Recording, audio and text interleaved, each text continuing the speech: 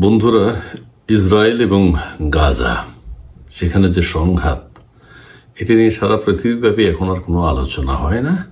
গাজার মানুষের সেভাবে মূল্যও নেই, গুরুত্বও নেই। সো তারা মারা যাক, মরে যাক, এটাই সবাই চায়। সারা পৃথিবীর সব দেশ নিশ্চুপ আছেন। জাতিসংঘ মহাসচিব মাঝে মধ্যে কথা বলেন, কিন্তু তার কথাকে ইসরায়েল কোনো প্রকার গুরুত্বের সাথে নেয় না। যাই হোক, তবু তিনি বলেন এবং মুখ রক্ষার জন্য বলেন, এবং তিনি গাজা সফর করেছেন কিনা অনেকের আশা তিনি গাজা সফর করবেন, অর্থাৎ তাদের সাথে ইফতার করবেন, এরকম প্রত্যাশা মানুষের। কিন্তু তিনিও সেখানে যাচ্ছেন না যদি মারা যান ইসরায়েলের হামলায়। যাই হোক, এখন যুদ্ধবিরতি ভেঙে কিন্তু গাজার মানুষের উপর আক্রমণ চলছে। পাল্টা আক্রমণ আর নাই, শুধু আক্রমণ হচ্ছে। কোথায় সেই যে বলা হচ্ছে থেকে হিজবুল্লাহ আছে, কোথায় বলা হচ্ছে ইরান আছে, কোথায় মুসলিম দেশগুলো আছে, এগুলো বলা হয়েছে। অনেক হুমকি ধুমকি অনেক কিছুই বলা হয়েছে, কিন্তু কাজের কাজ কোনো কিছুই না। নীরবে নিশ্চিন্তে একদম নির্দ্বিধায় ইসরায়েল মেরে চলেছে, কোনো অসুবিধা হচ্ছে না। এই পর্যন্ত 48,000-এরও বেশি মারা গেছে গত 2 দিনে, মানে 48 ঘন্টায় 970 জন ফিলিস্তিনির প্রাণ কেড়ে নিল দখলদার ইসরায়েলি বাহিনী।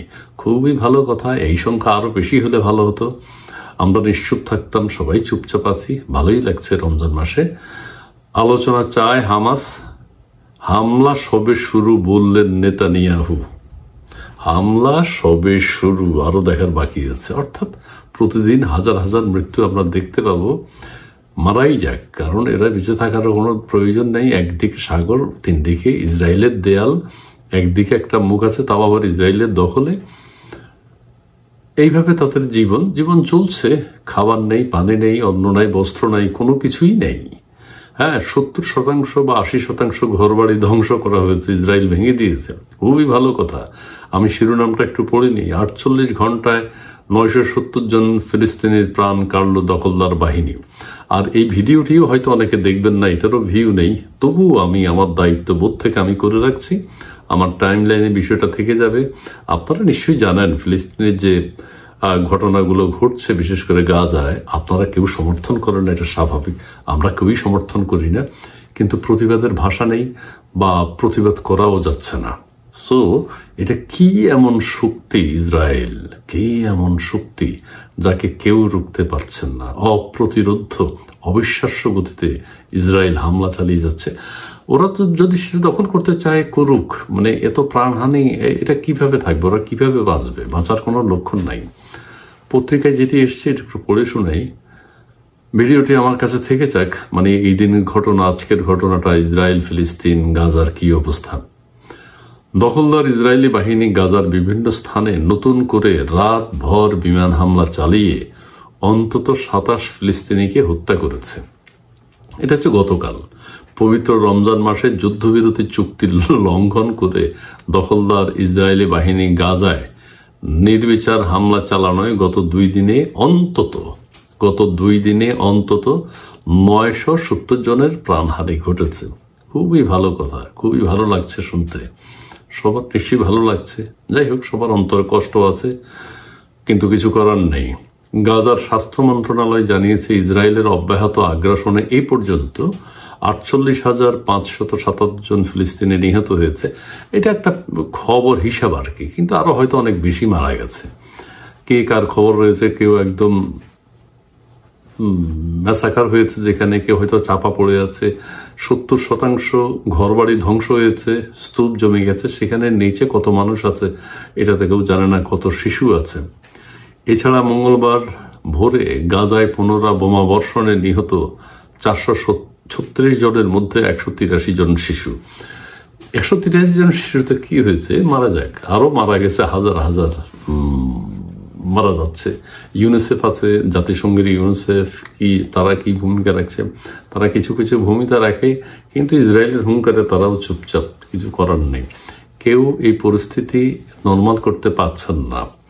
এমন পরিস্থিতিতে হামাস কর্মকর্তা তাহের আল নোনো বলেছেন, গাজা উপত্যকায় নতুন করে ইসরায়েলি বোমা বর্ষণ সত্ত্বেও তারা আলোচনার দরজা বন্ধ করেনি। তবে ফিলিস্তিন জোর দিয়ে বলছে তবে গাজা জোর দিয়ে বলছে, অর্থাৎ তারা জোর দিয়ে বলছেন যে স্বাক্ষরিত চুক্তি থাকলে নতুন চুক্তির প্রয়োজন নেই।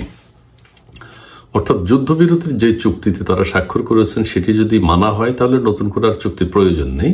কিন্তু ইসরায়েল তো সেটা মানছেন না। তারা রমজান, ঈদের দিনও হামলা চলবে। অতীত হয়েছে, আমরা দেখেছি, বিশ্ববাসী দেখেছে, আপনারা দেখেছেন। এতে কিছু যায় আসে না, মরে যাক।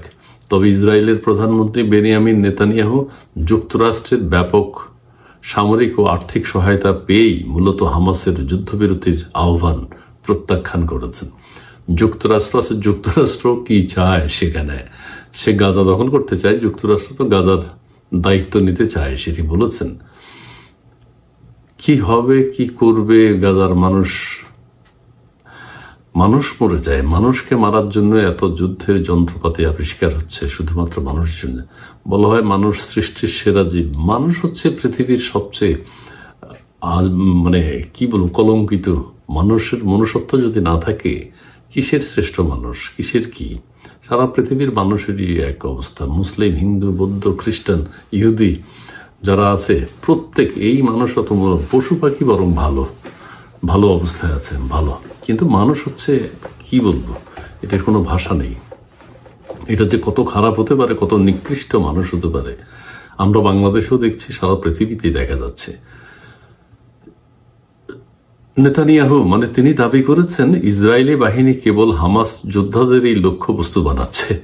এই যে হাস্যকর কথা, হ্যাঁ, হামাস যোদ্ধাদেরকেই লক্ষ্যবস্তু বানাচ্ছে। এই যে 970 জন মারা গেল গত 2 দিনে, এরা কারা? এরা কি সবাই হামাস যোদ্ধা? 2-1 জন যোদ্ধাও নাই, সব সাধারণ মানুষ মরে যাচ্ছে, নির্দ্বিধায় মারা হচ্ছে, দেদারসে। এর মধ্যেই গাজার বাসিন্দাদের ঘরবাড়ি ছাড়ার নির্দেশ দিয়েছে ইসরায়েলি বাহিনী। ঘরবাড়ি ছেড়ে এরা কোথায় যাবে? গাজাতেই তো থাকবে। অর্থাৎ ঘরবাড়ি ছেড়ে তো এদের কোথাও যাওয়ার কোনো সুযোগ নেই। সেটা কোথাও যদি যেতে হয় ইসরায়েলের পারমিশন লাগবে। একটা রাস্তা, গেট আছে শুধু, সেটাও ইসরায়েলের দখলে। সেখানে কোনো খাবার টাবার তারা ঢুকতে দিচ্ছে না, দেবেও না।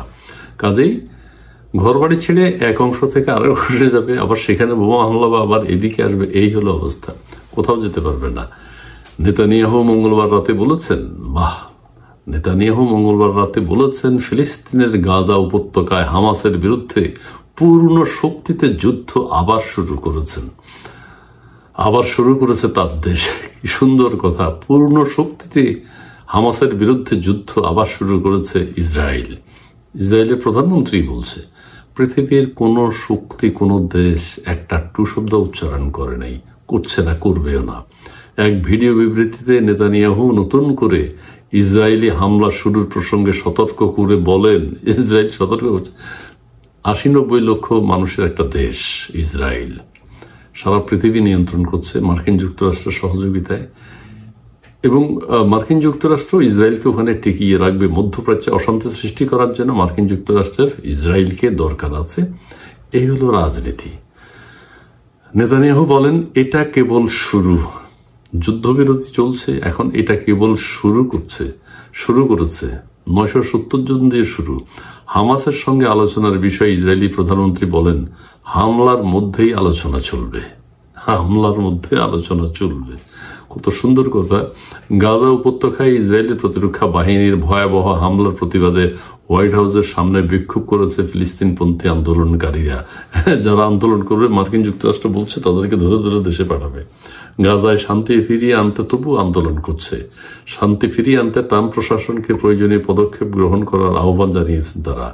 তেল আবিবে নেতানিয়াহুর বিরুদ্ধে হাজারো ইসরায়েলি বিক্ষোভ করেছেন। ইসরায়েলের কিছু মানুষও আছে মানবতার পক্ষে, যে এই যুদ্ধ, এই হত্যাকাণ্ড আর যাতে না চলে। ইসরায়েলি হামলায় নিন্দা জানিয়েছেন জাতিসংঘ মহাসচিব অ্যান্তোনিও গুতেরেস। ও মাই গড, অ্যান্তোনিও গুতেরেস প্রতিবাদ জানিয়েছেন। এটা কি ইসরায়েল শুনছে বা নেতানিয়াহু শুনছে? শুনে নাই। শুনলেও এই কান দিয়ে ঢুকবো, এই কান দিয়ে চলে যাবে, কিছু করার নাই। গুতেরেস সাহেব ইসরায়েলের জন্য আবার টান পাবে। হ্যাঁ, শরণার্থী বিভিন্ন নিয়ে অনেক টাকা পয়সা জাতিসংঘ বিভিন্ন দেশ থেকে নিতে পারবে। এটা একটা খেলা। গুতেরেস সাহেব এখন ওখানে যে ইফতার করুক, মরলে মরে যাক, উনি বলুক পৃথিবীতে এত অশান্তি থাকতে পারে না, আমি গাজায় গেলাম, তোমরা মারলে আমাকে মারো, বয়স হয়ে গেছে আর কয়দিন বাঁচবে, যে কোনো সময় মানুষ মারা যেতে পারে, কিন্তু বয়স হলে তো মারা যাওয়া কনফার্ম, এটা তো ঠিক। কিন্তু গুতেরেস সাহেব এখন যাক না সেখানে, যে আমি আপনারা হামলা করেন, আমি গাজাতে আসছি, সেটা বলবে না। ইসরায়েলের আগ্রাসন বন্ধে আন্তর্জাতিক সম্প্রদায়ের হস্তক্ষেপ চেয়েছে সৌদি আরব, একটা দায়িত্ব শেষ করলো আর কি। হস্তক্ষেপ চাইয়ে বসে থাকেন, ঠিক আছে, সৌদি আরব বসে থাকবে, বসে থাকুক। খবর আল জাজিরা এবং বিবিসির বিভিন্ন দেশ হস্তক্ষেপ চাইবে। আমাদের ওই যে হিজবুল্লাহ বাহিনীর হুঙ্কার দেখেছি, ইসরায়েলকে এই করবো সেই করবো, গাজাবাসীরও হুঙ্কার দেখেছি। আচ্ছা, হুঙ্কার দিবা কেন? ইসরায়েলের সাথে কি জিততে পারবে? হুঙ্কার না দিলেও ইসরায়েল আক্রমণ করবে, এটাও ঠিক। ইসরায়েল আক্রমণ করেই চলেছে পুরো ফিলিস্তিনে, কাজে সেটা চলবে। তবুও হুঙ্কার দিয়ে এটা ভাবতে হবে, বাবারে আক্রমণটা যাতে কম হয়, আমরা হুঙ্কার দেওয়ার দরকারটা কি ভেবে চিনতে হুঙ্কার দিই। শক্তি নাই, সামর্থ্য নাই, ঢাল নাই, তলোয়ার নাই, ফিলিস্তিন ইসরায়েলকে হুঙ্কার দিয়ে কোনো লাভ আছে? হুঙ্কার দিয়েছে, 7ই অক্টোবর দিয়েছে, 2 বছর হয়ে গেল, 2 বছর হতে চলেছে, কিন্তু কি দেখতে পাচ্ছি? গাজা ধ্বংস হচ্ছে। গাজা রিবিল্ড হতে কত বছর লাগবে? 80 বছর লাগবে। ওই জাতিসংঘ সাহেব আবার হিসাব করেন, জাতিসংঘের ওয়ার্ল্ড ফুড প্রোগ্রাম ইউনিসেফ, তারা কোনো কাজ করতে পারছে না, এটা নিয়েও কিছু যায় আসে না। মরে যাক গাজাবাসী।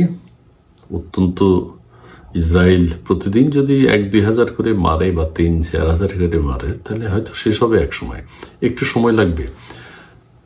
মার্কিন যুক্তরাষ্ট্র এবং ইসরায়েল যদি একসাথে নেমে যায়, তাহলে খুব তাড়াতাড়ি গাজা পরিষ্কার হয়ে যাবে, সেটাই আমরা দেখতে পাচ্ছি। গাজার মানুষের শান্তি কামনা করছি, শান্তি প্রত্যাশা করছি, করে কি লাভ? আপনারাও হয়তো করছেন মনে মনে, অন্তর থেকে সবাই দাবি জানাচ্ছেন, চাচ্ছেন এই ধ্বংস যাতে বন্ধ হয়, ধ্বংসলীলা যাতে বন্ধ হয়, কিন্তু কোনো লক্ষণ নাই।